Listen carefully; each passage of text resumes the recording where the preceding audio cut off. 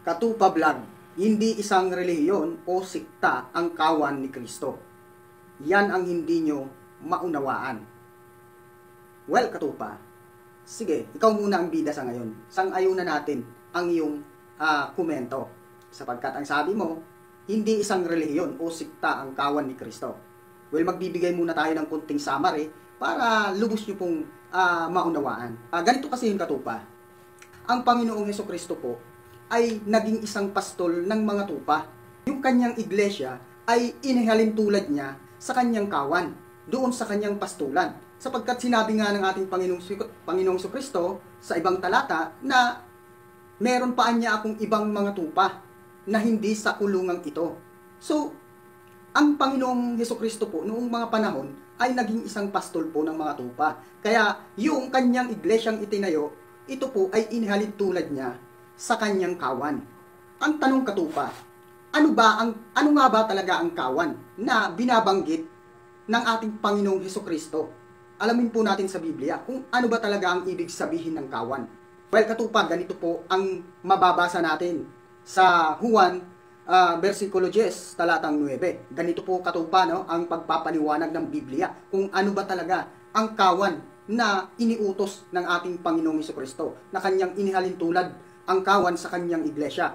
Ang sabi dito, ako ang pintuan. Sino mang pumasok sa loob ng kawan sa pamamagitan ko ay magiging ligtas. So, ayon sa binasa nating talata, Katupa, no, sa Juan 10:9, ang sabi dito ni Kristo, ako ang pintuan. Si Kristo po pala ang pintuan. Sino man anyang pumasok sa kanyang kawan ay magiging ligtas. So, itong kawan pala ay ang iniutos ng ating Panginoong Hesukristo na kinakailangan pasukan upang anya ang sino mang pumasok sa pamamagitan niya ay maliligtas. Ang tanong, Katupa, alamin natin ang pinakabuod o pinakaeksaktong tamang salin ng kawan. Ano ba talaga ang kawan na kinakailangan nating pasukan na iniutos ng Panginoong Hesukristo para tayo'y magtamo ng kaligtasan? Dito po sa Gawa 20:28, ang sabi dito, ingatan ninyo kung gayon ang inyong mga sarili at ang buong kawan.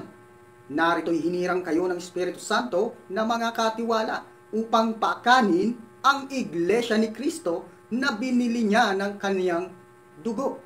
So, well, Katupa, no, ayon sa talatang binasa natin, meron pong nabanggit na isang kawan. Ang sabi dito, ingatan ninyo kung gayon ang inyong mga sarili at ang buong kawan. So, ang tanong mo, ang kawan ay hindi isang relihiyon. Well, ayon sa binasang talata natin, Katupa, no, ang kawan po pala ay ang iglesia ni Kristo na kanyang binili o tinubos ng kanyang dugo. So, hindi po magsisinungaling ang Biblia o ang talata, Katupa, no? Napakalinaw po ng binasa nating talata na ang kawan po ay ang iglesia ni Kristo na kinakailangan nating pasukan para po tayo ay magtamo ng kaligtasan sa araw ng kawakasan o araw ng paghuhukom. So kaya, Katupa, no, ang kawan po, nuulit ko po, no, ang kawan po ay ang iglesia ni Kristo. Ito po ay ang kanyang tinubos ng kanyang dugo. So kaya malinaw na ang iglesia ni Kristo o ang kawan ay isang relihiyon. Tunay po na relihiyon na nagmula kay Kristo na kanyang itinayo. Ito naman po ay ipinangaral ng nag-iisang sugo na si kapatid na Felix Manalo.